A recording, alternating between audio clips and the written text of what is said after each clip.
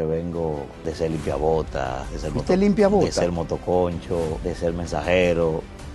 Tuve un accidente que tuve que perder la vida. Bueno, yo perdí la vista en ese accidente, lo recuerdo. A mí se me desprendió el hígado. Mi abuelo me crió recogiendo basura en el ayuntamiento. No, espérate. Si a mí me pagaran a peso el hambre que yo pasé, yo me fuera rico hoy. Hay un extraño fenómeno, ya no tiene como sentido, Nayib Bukele. Porque Bukele, yo tengo 5 años diciendo que Bukele es un pichón de dictador. Y otra parte es que hay un ejercicio de populismo penal rampante, que un Eddie Olivares para mí sería un extraordinario procurador general de la República. Y no tenía muy tipificado. Me he quedado sorprendido de que de la inmigración no ha hecho un allanamiento en la finca del Inver. Claro, debería. Me he quedado sorprendido de que el presidente no haya tomado una medida con este señor. Increíble. Le voy a hacer la última pregunta, la que es la pregunta del bolsillo.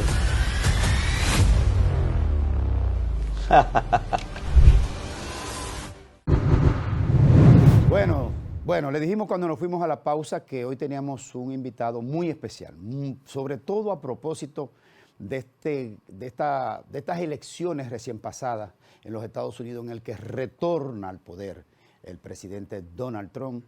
Y además vamos a repasar una serie de hechos en el tema local, regional y mundial en materia de políticas partidarias, sociales y académicas.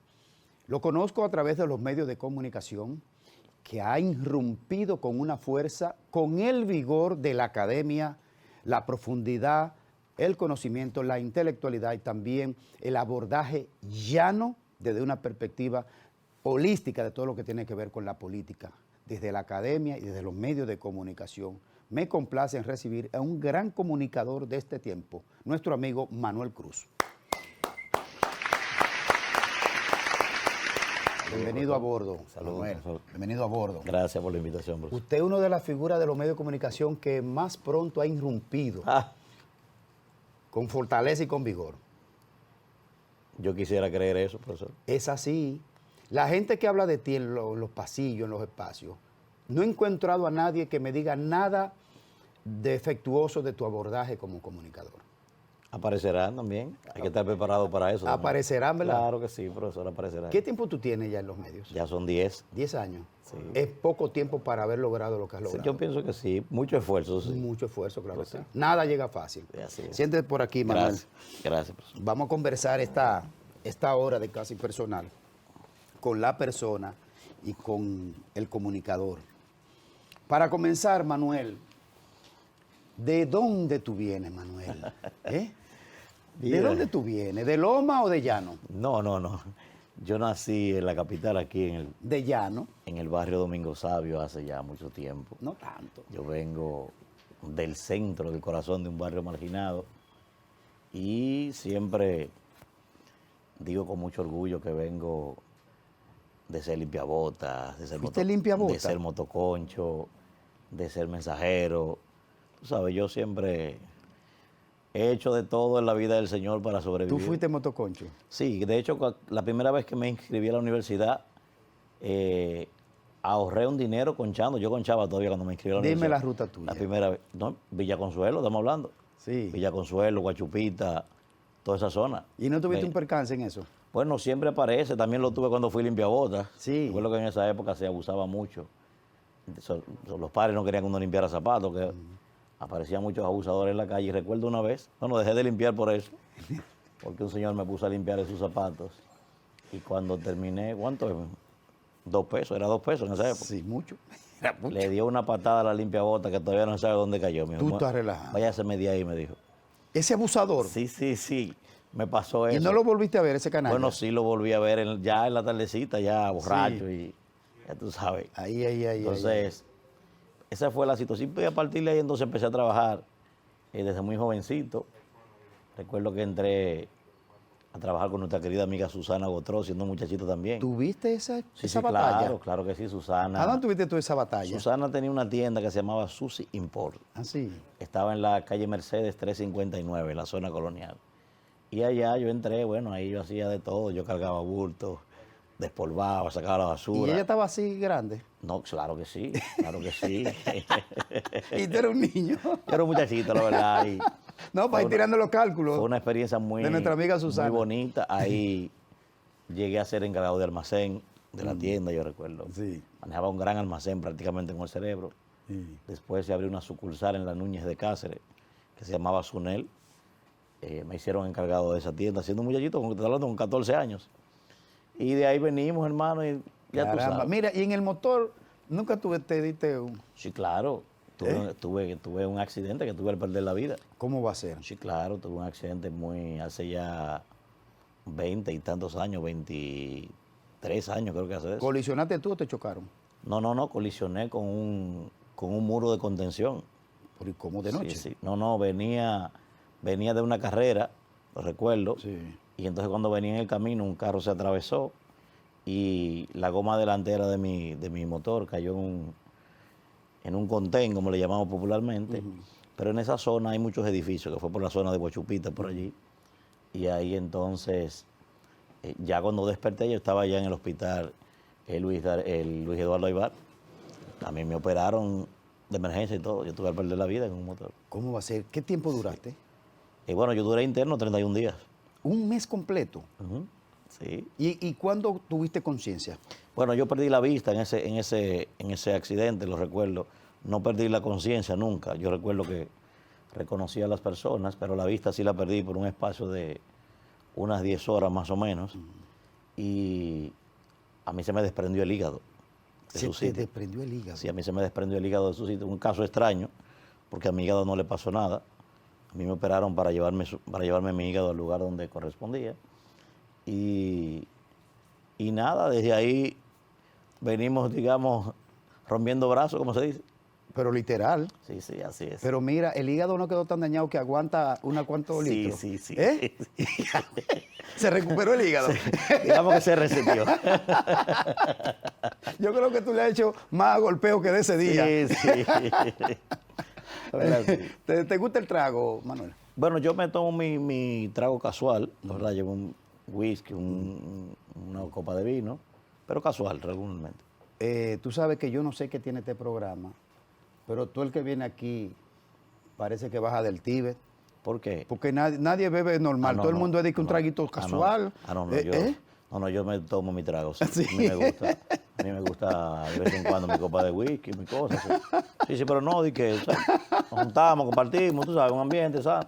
Ahí sí. Manuel. No, porque hay gente que de que No, como Joaquín Sabina, hay lo gente- niego todo. Hay gente que lee un libro y que nunca han bebido nada. Yo no tomo. Sí. No.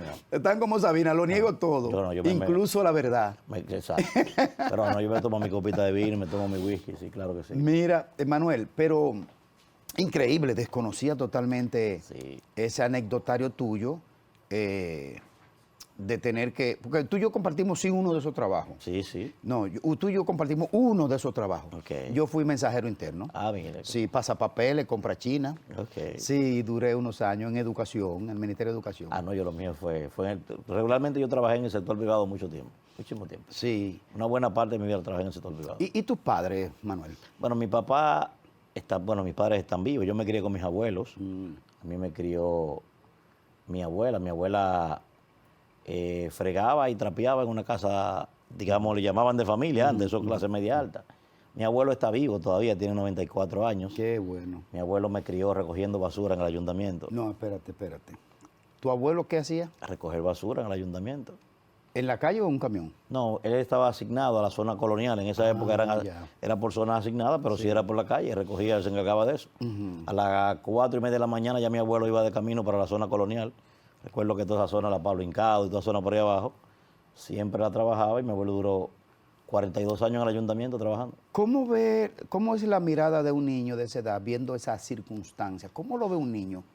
Mira, ¿O cómo lo viste tú? Mira, para mí, en ese momento no había un espacio, digamos, de reflexión sobre ese particular, porque la pobreza era tan natural para mí que nunca hubo como la contrastación con otro tema. Regularmente el que nace y se cría en un barrio marginado, regularmente vive en 4 paredes. Un callejón. Exacto, y tú haces de eso parte de tu vida, tú crees que ese es el mundo que realmente existe, cuando tú sales de allí que tú te das cuenta de que eso hay otro tipo de cosas, pero la verdad es que yo siempre he dicho a modo de chanza, pero no deja de ser real, yo digo, bueno, si a mí me pagaran a peso el hambre que yo pasé, yo me fuera rico hoy. Y una cosa increíble, Gremer, la necesidad que se pasó en mi casa no fue por pobreza. ¿Y qué pasó? No, no, no. De hecho, mi casa materna, que era de mis abuelos, era probablemente de las mejores casas que había en el sector. ¿Qué sector? Y en el barrio Domingo Sabio. ¿Y qué pasa? Mi abuela recogía a todo el mundo por la calle y lo criaba. ¿Cómo? O sea, ¿A esos niveles? Sí, sí, sí. Y si tú le decías a mi doña, agárreme este niño aquí que tú no te lo podías llevar. ¿Y dónde son tus padres? Mi mamá es de Villarribas, allá en San Francisco, y mi papá es mocano. Entonces, mi abuela crió prácticamente unos 32, 33 muchachos que no lo Pero es podían. un fenómeno que hay que ontologarlo, eso hay que rescatarlo. Y entonces en mi casa, ya tú sabes, en mi casa cocinaban, yo recuerdo en esa época, creo, mal contado, creo que era 5 libras y media de arroz, solo de arroz. ¿Para tú el que estaba ahí? No, no, y aparte de la habichuela y aparte de lo otro, o sea. Y entonces, ya tú te puedes imaginar. Y entonces eso ocasionó que lo poco que se llevaba a mi casa durara 2 días, lo que mi papá llevaba. O sea, no era que éramos pobres, sino que éramos demasiado. ¿Y dónde están todos esos hermanos de techo? Bueno, no. Están todavía, algunos ya, tú sabes, ya no están vivos, cosas, pero toda esa familia sí nos mantenemos todavía. Algunos están fuera del país, pero sí la familiaridad sigue intacta todavía. ¿Y cómo tú transitas esa situación de evidente precariedad al tema de educación? Mira, ¿Cómo tú pasas la educación básica? tú sabes que yo viví una situación muy, muy particular. Cuando yo pasé al primero del bachillerato, en ese momento yo tomé yo no sé si fue por pique o qué, pero esa fue la primera vez en mi vida que llegó a mi cabeza la idea de ser profesor universitario o profesor. Yo recuerdo que yo pasé al primero de bachillerato, lo perdí ese año porque no tenía zapatos para ir a la escuela. Yo usaba los zapatos de un primo. Yo estudiaba siempre por la tarde en una escuela pública. Yo estudié en escuela pública todo el tiempo. Y él estaba en la mañana y en la tarde yo me ponía los zapatos. No, pero esto Yo es un no drama. sé, yo no sé qué pasó en las vacaciones, yo no sé, que los pies de él se le pusieron de este tamaño. Y yo tenía una sandalia y estaban rotas. Recuerdo que el tobillo se me salía porque estaban rotas. Y ya los zapatos de él no me servían. Recuerdo que en ese momento llamé a mi papá, digo, mira, no sé cuál era la situación, yo sé que él me dijo que no tenía nada. Y yo perdí el año escolar y yo recuerdo que yo miré para el cielo en ese momento, incómodo, la verdad. Se me salieron 2 lágrimas, recuerdo. Yo dije, eché un San Antonio y dije, pero ¿cómo es posible que yo quiero estudiar y no tengo unos zapatos para yo estudiar? Y yo dije, los hijos de los ricos lo que andan es fumando marihuana, con toda la posibilidad del mundo. Y ese día a mí se me metió en la cabeza que yo iba a ser profesor de una universidad o de un colegio de ricos para yo supuestamente restregarle a los ricos en la cara que un desbaratado de un barrio era el profesor de sus hijos. Sí. Ahí empezó, digamos... ¿Tú tenías que 14, 15? No, yo creo que era 13. Yo sé que Por se ahí me en metió eso promedio, en la sí. cabeza, más o menos por ahí. En fin, fue que perdí ese año escolar, pero esa idea, o sea, mi primer contacto, no sé si, me imagino que le he dado seguimiento, yo recuerdo que me dijo un millonario de este país, en un momento que llamó al programa, me dijo, tú te levantas todos los días a pelear con los ricos de este país, con nosotros. Nosotros somos los que creamos empleo. Y yo le dije, bueno, yo eso lo apoyo y soy promotor de la riqueza. Ahora, mientras un empleado de un hotel tenga que cogerle un préstamo a ustedes mismos, donde él ayuda a generar riqueza para poder ir de fin de semana con su familia, eso no es un empleo. Entonces yo creo que mis primeros contactos con ese tipo de cosas iniciaron ahí. Y obviamente yo empecé leyendo deportes. Yo de hecho tengo todavía la manía de que abro un libro y lo abro por atrás. Sí. O sea, claro, los deportes vienen atrás, en el bueno, periódico. sí, verdad. Porque yo abrí el periódico y yo iba directo para la parte de atrás. Sí, es verdad, uno lo abría directo para Claro, allá. porque yo lo que leía era deporte. Sí. Entonces yo hice hábito de lectura leyendo los deportes. De hecho, yo pensé que yo iba, todo el mundo me decía, ¿por qué tú no te conviertes en cronista deportivo? Porque yo me sabía todas las estadísticas del mundo, sobre todo del béisbol y de la NBA. Yo pensé sin duda alguna que iba a ser cronista deportivo y después yo descubrí que yo lo que era un fanático. Porque cuando se retiró Michael Jordan de la NBA, yo me retiré de la NBA también. También te retiraste. Nunca más me ha interesado eso. Mira, ¿y cómo tú llegas entonces a la universidad? Espérate. Y cuando se retiró Manny Ramírez, o cuando se retiró no, Ajá. cuando Manny Ramírez dio positivo, lo recuerdo, Sí. eso fue una frustración para mí. Y también me retiré entonces del béisbol. También. Sigo algunos, qué sé yo, tú sabes, pero no soy fanático ya de eso y le perdí el amor a eso. Y entonces después yo recuerdo que yo tenía una noviecita. De tantas. No, una noviecita tenía. Sí. Yo empecé a ganar ciertos pesos temprano y cogí digamos, unas vacaciones. Regularmente uno coge unas vacaciones en los barrios. Uno se gradúa de bachiller en marzo y dice, bueno, unas vacaciones hasta enero para entrar a la universidad. Sí. Y yo cogí unas vacacioncitas que duró muchísimo tiempo. Yo andaba, tú sabes, mujeriando, viviendo, aprovechando la oportunidad. La juventud. Y yo recuerdo que yo vi una joven embarazada, Greyman. No sé si tú te acuerdas que antes un símbolo de la pobreza, yo no sé por qué uno... ¿Qué era? Era la camisita azul. Entonces, cuando tú te ponías el lapicero dañado, te manchaba ¿Te el bolsillo. manchaba ahí? Exacto. Sí. Eso era como un símbolo de pobreza, de Sí, que tú porque estabas mal. unos lapiceros desbaratados. Y yo vi una joven que iba para la escuela con una chancletica, la recuerdo, ella estaba embarazada como de 3 o 4 meses. Andaba con un niño en la mano, como de 2 años, año y medio, hermano. Y el niño tenía, disculpa la expresión, tenía, como dice popularmente uno, 2 velas de moco que le bajaban. Y iba para la escuela con una mochilita en la tarde. Y yo me quedé pensando en eso, ven acá, pero esta mujer yo siento literalmente que terminó. Creo que debe estar... Y tiene la idea de que puede salir adelante estudiando. Yo creo que yo hago mujeriando y perdiendo el tiempo en eso, yo decía. Y esa fue la motivación para yo regresar a coger en lleno entonces los estudios. ¿Y terminaste el bachillerato? Entonces terminé el bachillerato. Yo terminé el bachillerato en un colegio. Esa fue la única vez que yo fui a un colegio. ¿En qué año más o menos? Bueno, hace tanto tiempo que yo no me acuerdo. ¿En los la verdad. 90? Yo creo que fue, creo que fue un poco más para acá. Creo que fue un poco, yo duré mucho tiempo, después de que duré mucho tiempo retirado. Pero esa fue la única vez que yo fui a un colegio. Lo pagué, recuerdo yo mismo, conchando también. Y después entonces me puse a ahorrar. Entré a Unicaribe, que fue por la primera vez que entré por ahí, a estudiar Derecho. Pero oye, ¿cómo? Vamos a hacer una pausa, Vamos, Manuel. tú quieras, no hay problema. Dejarte una pregunta. Definitivamente te has desentendido de la participación partidaria. Sí. Me he desentendido, no. Me desentendí y no me vuelvo a entender con eso. Eso era para cuando retornamos a la Está pausa, bien. pero usted es un rompeesquema y lo hace a propósito. ¿Eh? Lo puedo ampliar con el que seguro, no hay problema. No, yo le voy a hacer otra pregunta. Ok. ¿Qué fue lo que te decepcionó? Que tú ya da una connotación de aborrecer el sistema partidario, pero cuando retornemos de la pausa. Estamos conversando con Manuel Cruz.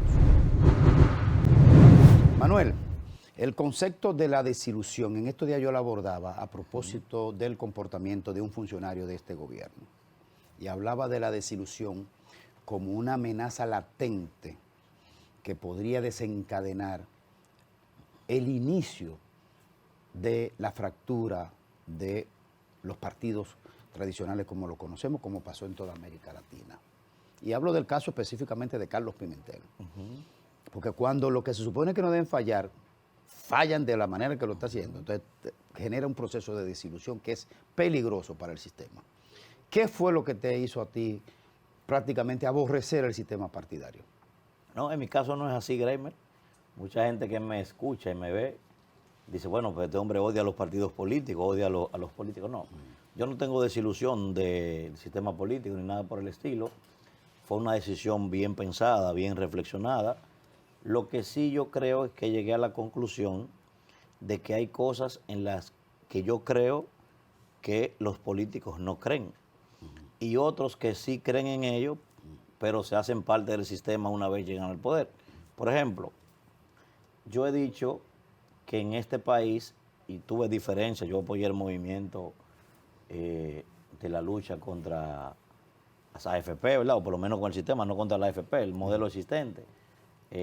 Y yo planteé la necesidad de cambiar el rumbo de esas manifestaciones.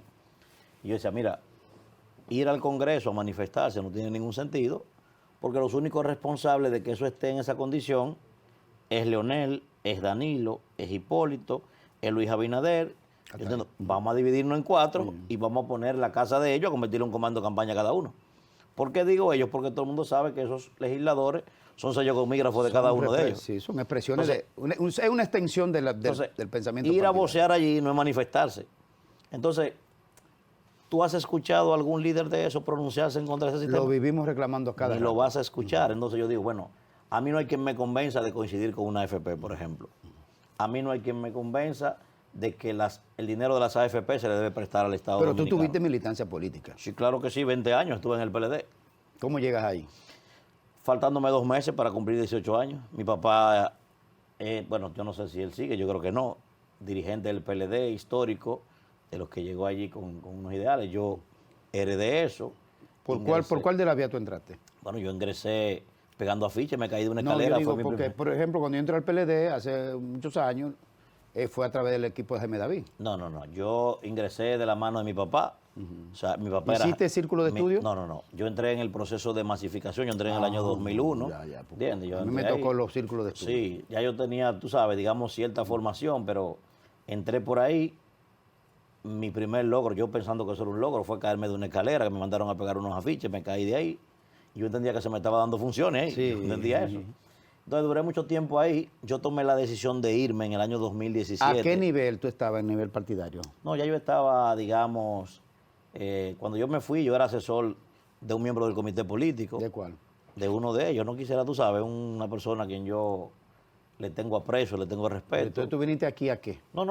Lo que pasa es que yo no, tú sabes, para mí ya eso son cosas que quedaron en el pasado. Yo no tengo muchos amigos en todos los partidos, gente que yo respeto, gente que yo le hago críticas también. Tus opiniones al respecto de tu expresión y valoración del presidente Leonel Fernández.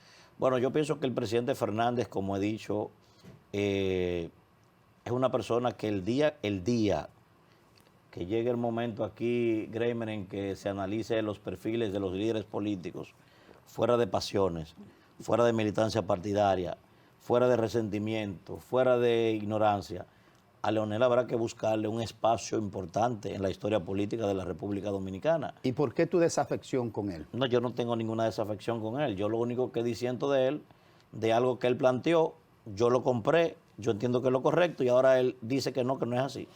Que es el tema de la continuidad. Sí, Él fue que planteó, para ampliarte, aquí existía el síndrome del vuelve y vuelve, que era Balaguer, ¿verdad? Y la gente de cierta forma vivió con eso.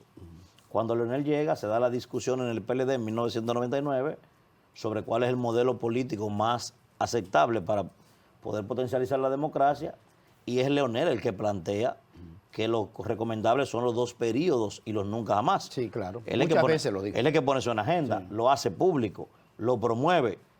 Pues entonces hoy cumple ese rol, gobierna 3 veces, más de los 2 que él planteaba, y todavía sigue buscando la presidencia. Yo no tengo ninguna desafección. Lo único que yo no creo en eso, por ejemplo, yo sí creo en que ningún ser humano, llámese como se llame, debe gobernar este país más allá de 8 años. Luis Abinader, si Luis Abinader no hubiese propuesto lo que él propuso, el primero que estuviera enfrentando a Luis en este momento fuera yo, porque yo creo en eso. O sea, yo no creo que que ser presidente de la República no es un derecho, Kramer, eso es un privilegio. Y no hay mayor privilegio que te le den la oportunidad 2 veces. La historicidad de la participación de Danilo Medina en lo que es el PLD. A mí me parece que Danilo Medina, cuando hablo del PLD hablo de su obra y de todo, ¿verdad? A mí me parece que lo he dicho públicamente. Tú sabes que yo disiento radicalmente del danilismo. Danilo Medina me parece que fue un gran presidente, pero un pésimo líder. Lo fue y lo ha sido históricamente. Entonces, me parece que no pudo liderar su obra. Que a pesar de que no resolvió un problema, porque a los periodistas yo no sé por qué les molesta eso, Danilo hizo una gran obra, pero no dejó un solo problema resuelto. Eso son cosas diferentes, ¿verdad? Entonces, pero no pudo liderar su obra. ¿Por qué en el análisis de casi todo el mundo, y uno que hace tanta entrevista en diferentes espacios en los que colabora, por qué siempre se le pone un bypass en el análisis político a Hipólito Mejía? ¿Por qué como que Hipólito Mejía como que no entra en el radar de la crítica política de los analistas? Porque él mismo se ha encargado de eso. ¿De qué? De chabacanear su liderazgo político, que no es chabacano nada. Hipólito es campechano, Hipólito es uno de los políticos más inteligentes que hay en el país. Pero su obra de gobierno, ¿qué es? Él se hace el chabacano. Lo que pasa es que la obra de gobierno de Hipólito Mejía fue, digamos, trastocada. Tú sabes perfectamente, lo viviste, que digamos que los 2 primeros años de Hipólito Mejía fueron unos años que se pueden considerar regular. Regular, yo lo considero así. En el esquema criollo, ¿verdad? Digamos regular, Sí. ¿no? Yo no soy de que fueron buenos, no, regular. Sí. Porque tú no puedes hablar de bueno si tú no has resuelto un problema, ni nada, ni lo ha resuelto nadie. Pero se vio evidentemente afectado por el tema de la crisis, que me parece que fue mal gerenciada, muchos escándalos que él no pudo abordar. El PRMista, PRDista tiene la naturaleza de embarrarse y proteger a su gente y se van de cabeza con eso y no cuidan la forma. Por ejemplo, él mismo tiene una persona, ¿cuántas veces no le han criticado? Mira, fulano que está anda contigo. Y sigue ahí con él. Sí. Mira una cosa. Hay unos temas en la región Ujú. y hay un extraño fenómeno de gente que ya yo dejé de discutir el tema. Porque ya no tiene como sentido. Nayib Bukele. Mira, Nayib Bukele es un individuo que tiene apasionado a mucha gente. Por eso tú hablar de Bukele es buscarte un problema. Porque Bukele, yo tengo 5 años diciendo que Bukele es un pichón de dictador. Lo es. Oye bien, primero acaba de demostrar ahora que no es el demócrata que él dice ser. O sea, él hizo lo que le dio la gana para él quedarse en el poder. Sí. Cuando hay una prohibición taxativa de esa 4 o continuidad. 5 ocasiones lo dice la Constitución. Perfecto, ¿verdad? Es lo primero. Ahora, cuando tú contrastas eso, porque hay que decirle a la gente lo que la gente también está esperando. Cuando tú contrastas eso, Greimer, con la necesidad de resultados de los pueblos, la gente evidentemente dice que haga lo que él quiera. Porque lo que queremos es resultados. Todo el que respetaba lo que tú dices que hay que respetar, no resolvió nada. Lo que hicieron fue que se llevaron medio país. Entonces, eso también... Eso estoy entendiendo a la gente en su dinámica. Tú tienes que poner Sí. la cosa en su contexto. Entonces, por esa razón yo pienso que va a ser muy difícil en este momento hacerle entender a la gente que a pesar de que este señor está desarrollando una buena labor desde el punto de vista de lo que la gente espera allí, desde el punto de vista, digamos, de tratar de salvarle la vida a la gente, eso es intransitable, eso no había forma, eso hay que abordarlo. Ahora, llegará el momento cuando se le terminen los aplausos, como pasa con todo el mundo, porque el poder es una materia y toda materia se desgasta por el uso, por el abuso y por el desuso. Cuando se terminen los aplausos y él actúe como mismo es, lo mismo que realmente político es. latinoamericano, aferrado al poder, aferrado a morirse ahí, entonces tú vas a ver que el escenario es diferente. ¿Cómo es posible, Manuel, que un hombre que se pasó la vida luchando contra la dictadura somocista, que fue perseguido, preso, lucha, guerrilla, y este hombre, Daniel Ortega, terminando como una moriqueta de la historia? Mira, Greimer, tú sabes que el mundo está lleno. Bueno, yo escuchaba a Rubén Blades en una entrevista con este señor, Jorge Ramos, y él le preguntó eso mismo que tú me estás preguntando a mí. Y entonces le dijo, ¿tú recuerdas que Tiburón él plantea Sí.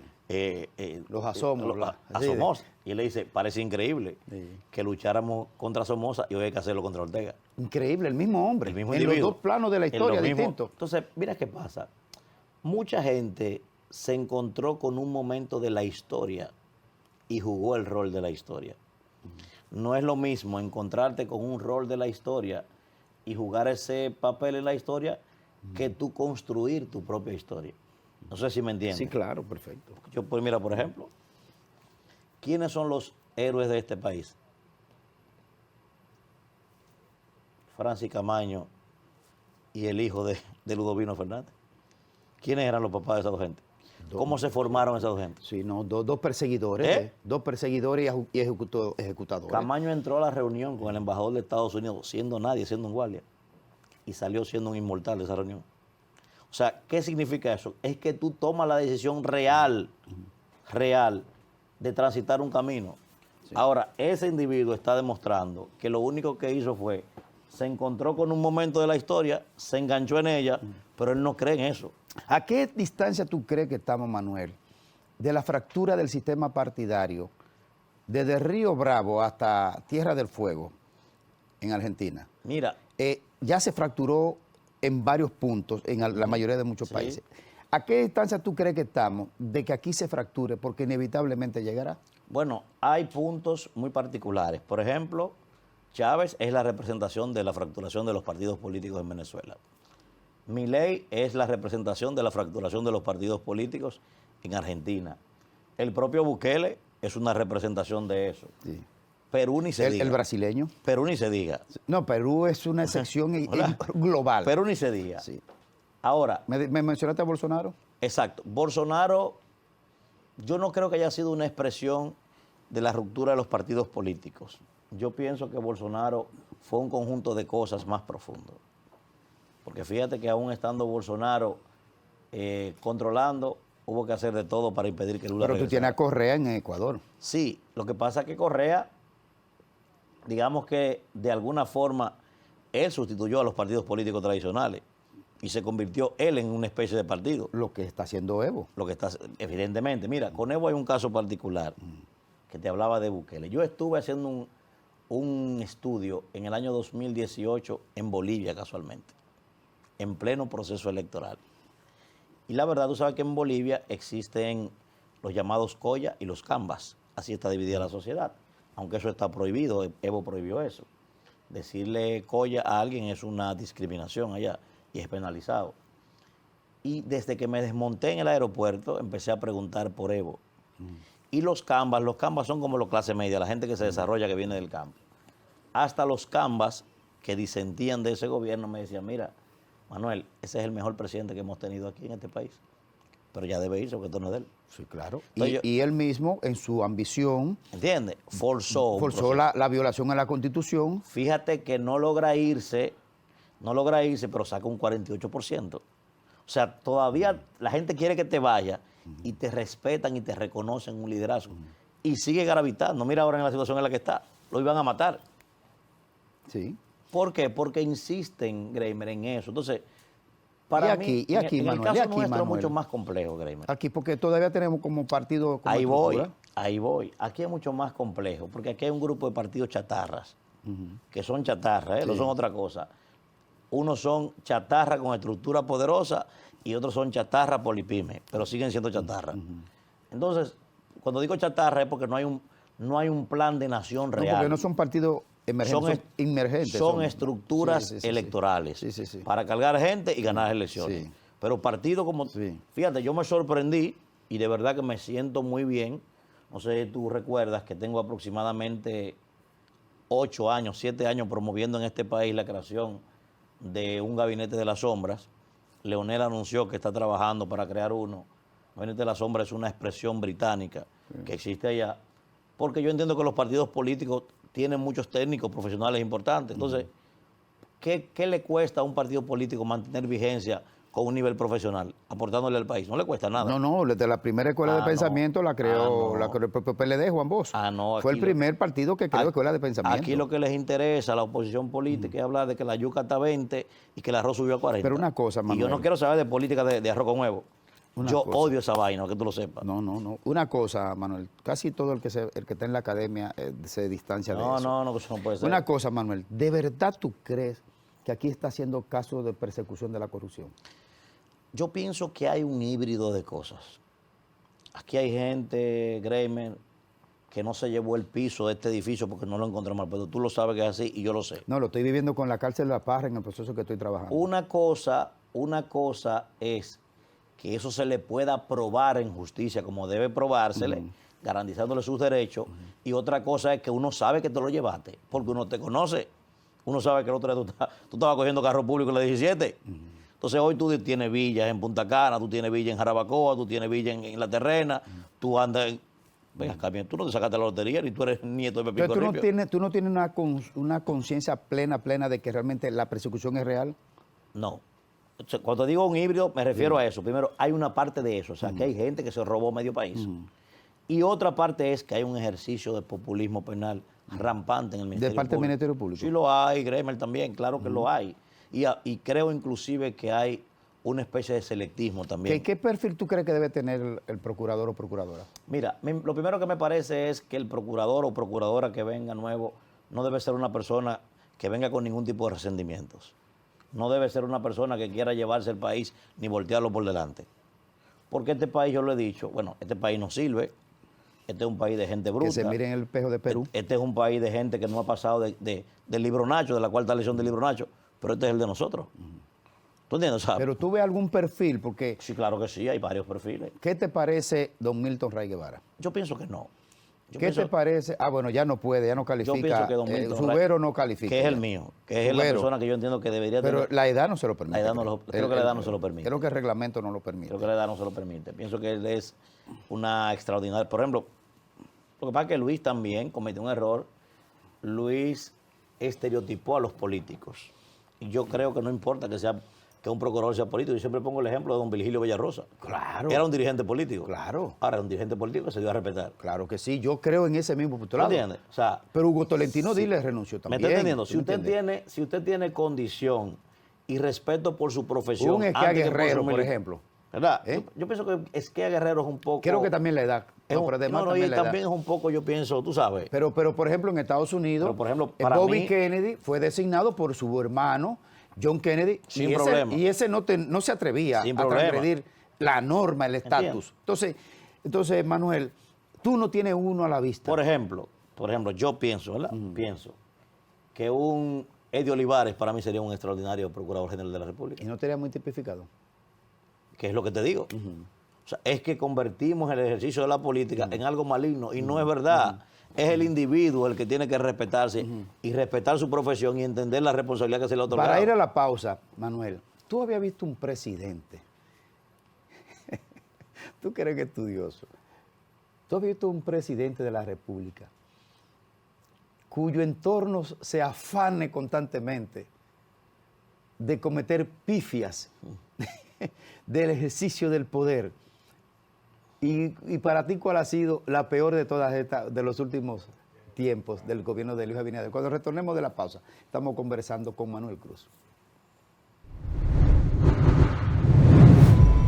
Seguimos conversando con Manuel Cruz, realmente un hombre de postura muy clara y muy firme. Manuel, te dejo una pregunta. ¿Qué es lo que sucede? ¿Qué es una evaluación tuya precisa de cómo que en el entorno presidencial se cometen tantas pifias? Mira, Greimer, hay una multiplicidad de cosas. ¿Qué?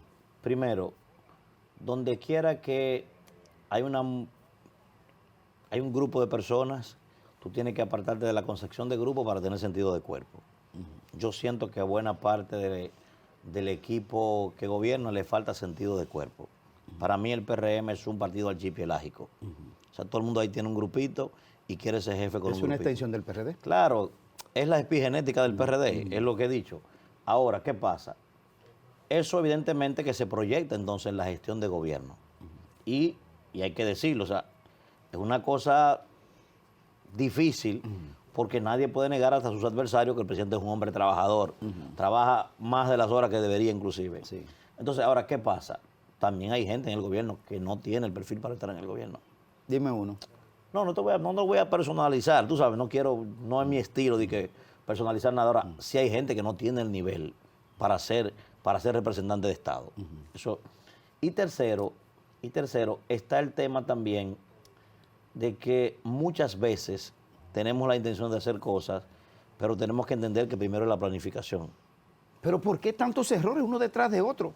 Mira este absurdo te voy a decir ahora. de Sigmund Freud. Y te voy a decir ahora la parte más importante. ¿Qué? Alguien me preguntaba, alguien del gobierno, hermano, ¿cómo tú interpretas el hecho de que hayamos tropezado tanto en este segundo gobierno si ya la curva de aprendizaje la pasamos en el otro gobierno? Y digo, bueno, eso se responde muy simple. En el caso mío, por ejemplo, que tengo tantos años siendo consultor político, yo no hago nada en una campaña electoral, Greimer, ni como asesor de nada, que no lo diga un estudio. O sea, es que yo no puedo imponer mi idea en el desarrollo de algo. Entonces, todas las encuestas, tú me recuerdas perfectamente diciendo, el presidente va a ganar en primera vuelta. Yo fui la única persona que faltando 3 meses en este país, dije con qué porcentaje iba a ganar el presidente. Yo dije que el presidente iba a ganar entre un 56 y un 59, y me quedé yo con 56. ¿Cuánto sacó? Sí. Ahora, esas mismas encuestas que yo veía todos los viernes, en el otro lado decían que la gente se estaba quejando de un sinnúmero de problemas. La gente decía, bueno, la energía eléctrica, los apagones, la delincuencia, el agua potable. Entonces yo te pregunto, ¿tú has visto eso en agenda iniciando el segundo gobierno? No, parece. Lo que yo vi en agenda no, pareciera fue- como que bateo y Claro. corrido como si una reorganización. Claro. No es que no eran necesarias las propuestas. Ahora, tú estás presentándole a la gente cosas que no decían las Pero encuestas. una O sea, cosa. en ninguna encuesta decía que la gente quería una reforma constitucional, Sin por ejemplo. personalizarlo tú, pero yo me he quedado sorprendido la postura del ministro de Agricultura, Limber Cruz, que viola la ley de trabajo, viola el Código Laboral, viola la ley de migración y viola el tratado de la Organización Internacional del Trabajo. Y sigue todo igual, como que ¿Tú te has quedado sorprendido con él? no Yo con el presidente. Yo no me he quedado sorprendido con él. Yo no lo conozco. Yo me he quedado sorprendido más con un sinnúmero de personas que antes criticaban todo en los gobiernos del PLD y eso ha pasado desapercibido. 2 o 3 nos hemos hecho eco de eso. Me he quedado sorprendido de que el director, que es un hombre serio, lo conozco, un hombre de trabajo, el director de la inmigración, no ha hecho un allanamiento en la finca de Limber. Claro, que debería. debió haberla hecho, porque si tú dices un viaje de ilegal en tu finca y están buscando ilegales, para allá que hay que ir. Eso me he quedado sorprendido de eso. Y me he quedado sorprendido de que el presidente no haya tomado una medida con este señor. Increíble. O sea, yo no me preocupo por Limber. Ya él dijo lo que él sentía, ¿verdad? Ahora, yo me he quedado sorprendido con mucha gente. No se ha pronunciado doña Milagros Ortiz Bosch, Por ejemplo, ¿verdad? ¿verdad? Entonces, mira una cosa, Manuel, a propósito de ese tema del tema haitiano, ¿tú tienes alguna postura respecto de esa decisión gubernamental en cuanto aparentemente tomar una iniciativa de deportación masiva? Mira, yo creo, primero, yo no sé si llamarle deportación masiva, no sé. Ahora, todos los estados, es una facultad discrecional de los estados de aceptar o no a los inmigrantes que ellos entiendan que son necesarios en su territorio. Es lo primero. Segundo, entiendo que nadie debe imponerle agenda a República Dominicana de si puede o no deportar a personas en estado irregular. Tercero, lo que sí yo creo es que no debemos quedarnos allí. Yo he dicho que el principal problema que tiene el liderazgo político, y de alguna forma se ha ido entendiendo, pero el principal problema que tiene el liderazgo político de República Dominicana es que no acaba de entender que con Haití nosotros no tenemos un conflictico de vecinos. Nosotros no tenemos un pleito de que tú eres negro y yo soy... No. Tenemos un problema geopolítico. Y hasta que eso no se entienda en la cabeza del dominicano y de su liderazgo, no habrá solución. Y del empresariado. Y del empresariado. Por ejemplo, Haití corre riesgo en los próximos 15 años de quedarse sin agua. ¿Tú sabes el problema que es eso? ¿Cuál es el espacio vital de Haití? No, evidentemente. Somos nosotros. No es verdad que esa gente se va a sentar ahí a morirse de hambre. Por instinto natural va a ir donde mayor facilidad hay para eso. Claro, es un mandato Es un ejemplo que estoy poniendo nada antropológico. más el tema. Y- El 98% de esa tierra no es originaria. Esa tierra no produce alimentos. Haití arrancó los árboles para producir carbón. Sí. Eso no puede producir alimentos. Ahí no llueve por eso. Entonces, cuando la gente no entiende eso, que los influjos La políticos gente no, los que y el toman liderazgo decisiones. y la gente, porque la gente empieza a generar resentimientos con esto y se queda en un tema de xenofobia y de ahí no pasa. Es que ya llegó al hartazgo y cuando se llega al hartazgo ya no se entra en razonamiento. Exactamente. ¿verdad? Entonces, los políticos dejaron que eso se pusiera de ese tamaño. Una cosa, a propósito de los geopolíticos, acaba de ganar Donald Trump la presidencia. ¿Qué significa esto? Bueno, para el mundo de la geopolítica, una gran incertidumbre. Porque Trump ha hecho planteamientos que a mucha gente le parece gracioso, pero Estados Unidos con Trump o sin él, Estados Unidos ha sido, es y seguirá siendo la doctrina del destino manifiesto. Sí. No es otra cosa, ¿eh? Sí. A mí me da mucha risa cuando yo veo a la gente diciendo, bueno, se salvó el mundo, apareció Trump.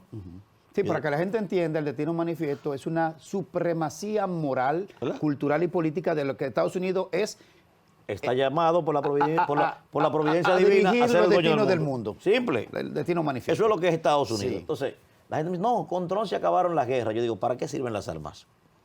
O sea, ¿qué utilidad tienen las armas que no sea o persuadir por la fuerza o enfrentarnos a la fuerza? ¿Qué otra utilidad tiene? Las dos cosas. Trump no generó, ojo, las guerras hoy son fundamentalmente negocios. El plan de la industria armamentística de Estados Unidos es vender armas. Sí. Trump no propició guerras en su mandato, pero su primer viaje fue a Arabia Saudita y le vendió 112 mil millones de dólares en armas. No es lo mismo eso. Sí. ¿Para qué se van a usar esas armas? ¿Para crear picapollo de los chinos? Entonces, cuando la gente No, y probó la madre de todas las bombas, la probó en territorio del Medio Oriente, creo que fue. Y no mató a Soleimani. ¿Eh? Sí, sí, sí. Y dicen los dominicanos, nos salvamos, nos convenía a Trump. Hoy la injerencia en los asuntos internos de este país no fue con Trump, ¿qué se hizo eso? Cuando llamó un secretario de Estado aquí a bajarle línea a un presidente, que lo celebramos, ¿eh? Sí, porque, Ahora, porque nos salvó de un problema. ahora, lo celebramos, ahora, eso no deja de ser una injerencia Sí, claro. en el siglo XXI, diciendo, mira, ustedes son una porquería, yo llamo a ese país y yo hago lo que me da la gana. Eso fue con Trump. Sí. Entonces, cuando yo escucho a la gente... Pero con Barack Obama nos mandaron a Joe Biden siendo vicepresidente y mandaron Ok, a Ban Ki-moon ok. y obligaron a Danilo a emitir un decreto prohibiendo las deportaciones contra la ley. Lo que yo quiero significar es, Greimer, lo que yo quiero significar para la región. Que lo que yo quiero significar Manuel, es que sin importar si son demócratas o son republicanos, es lo mismo. es lo mismo. O sea, mira el ejemplo que yo pongo de crudo. Si yo me caso con una muchacha, o mejor dicho, yo voy a un lugar de la vida alegre, ¿yo puedo creer en un te amo de esa dama? Bueno. Dímelo, pero dímelo. O sea, no, tú le dices, miénteme que yo te creo. El que cree en un te amo de la mujer de Casa Teresa está loco. Entonces yo digo, ¿cómo yo puedo creer que me va a beneficiar un Estado que dice, bueno, usted no es amigo mío, usted no es enemigo mío, yo lo que tengo son intereses? Mira, más nada. Mira, tú tienes candidato en el PRM de esos que están ¿Para aspirando qué? a la presidencia. yo no tengo simpatía por nadie, hermano. Yo lo que quiero es que este país en algún momento Está bien. echa para adelante. Está bien, Boy Scout, está bien. No, a mí no me interesa. Óyeme, la verdad, no. pero tú eres un asesor político. Y si Sí. mañana te llama uno de esos precandidatos. Bueno, yo voy a trabajar con quien yo entienda primero que tiene intenciones reales de servirle al país. Yo dejé de trabajar con gente que lo único que tiene es dinero. ¿Y está viendo alguno ahí? Bueno, y en otros partidos también, yo no tengo problema. Tú sabes, lo que no hago es trabajar a la misma posición con dos personas diferentes, diferentes partidos. ¿Entiendes? Pero ¿Es un sí, tema de cotización? También, claro, también. Y de cautear. Y también de que no me afecte profesionalmente. O sea, yo no trabajaría con una persona que tenga características de ser un loco viejo. Por ejemplo, el cobrador. El cobrador, yo pienso que debería explicar muchas cosas ya. El cobrador no debería estar en política. Por ejemplo, Ramfi Trujillo. No, Rafi no quiere saber de mí. ¿Eh? Rafi Pero a lo no- mejor se devuelve y te dice, aquí hay un dinero. Rafi no quiere. Y déjame decirte una cosa, Rafi tiene cierta cosa conmigo porque en algunas entrevistas no le gustó las preguntas que le hice, pero déjame decirte algo en beneficio de Ramfis. Ramfis ha sido el único candidato dominicano que era netamente dirigido por asesores dominicanos. Y eso aquí no se usa. Aquí hay un complejo de Guacanagariz terrible en el tema de la política, que tú sepas. Ramfis tenía dominicanos asesorándolo. Manuel, muchos temas se nos quedan pendientes. Usted es un abrevadero permanente de consulta. Gracias. Le voy a hacer la última pregunta, la que es la pregunta del bolsillo. Bueno, ¿usted qué sabe? Usted la lee y después que la lee, entonces me dice si la va a responder.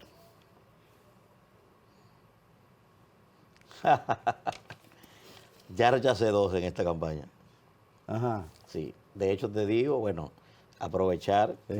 Hay que mostrar la pregunta. Bueno, diga para que la gente sepa. Dice aquí, lo estás negando todo, pero si te lo proponen y irías a una posición pública, bueno, te informo, primero, gracias por la pregunta, te informo, por ejemplo, en este momento no soy diputado de la República porque me negué a eso. Mi amigo y mi hermano Julio César Valentín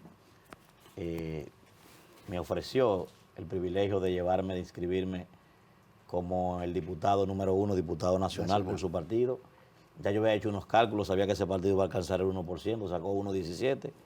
Yo le dije que no. ¿Y quién más? ¿Qué más despreciaste? Me lo propuso nueva vez para que fuera, le dije nueva vez que no. Después entonces hice un acuerdo con Luis, me ofreció llevarme como diputado al Parlacén, dije que no también, no me interesaba. Y ahora una persona, tú sabes. Una función pública. Sí, una persona muy influyente dentro del PRM me pidió el permiso para solicitarle al presidente ver si me designaba en una posición que tuviera algo que ver con diplomacia o algo, tú sabes, de lo que uno maneja. Y yo le di las gracias, le dije que no me interesaba. Muchas gracias, Manuel. Sí, gracias a usted, a usted hermano. por acompañarnos. Nos vemos a ustedes en un próximo encuentro casi personal.